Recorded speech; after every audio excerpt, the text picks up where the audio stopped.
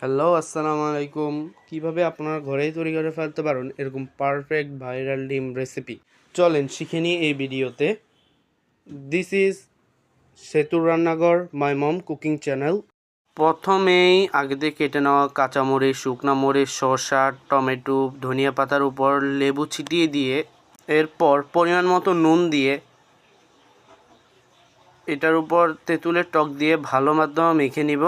আমার আম্মু যেভাবে মেখে নিচ্ছে এভাবে মেখে নিব।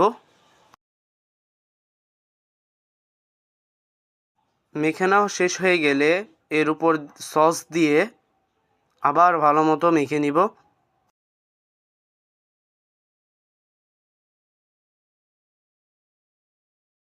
এরপর সিদ্ধ করা ডিমগুলোকে মাঝ বরাবর কেটে পিস পিস করে নিব। কেটে নেওয়া ডিমগুলোকে একটা বাটিতে পরিবেশন করব। এরপর এটাকে আবার ভালোভাবে মাখিয়ে নিয়ে এগুলোকে ডিমের উপর দিয়ে দিব। এই যে আমার আম্মু যেভাবে দিচ্ছে এভাবে দিয়ে দিব। এইভাবে দেওয়া শেষ হয়ে গেলে পরিবেশন করব। এরকমভাবে পরিবেশন করে মেহমান খেতে দিব। ওকে।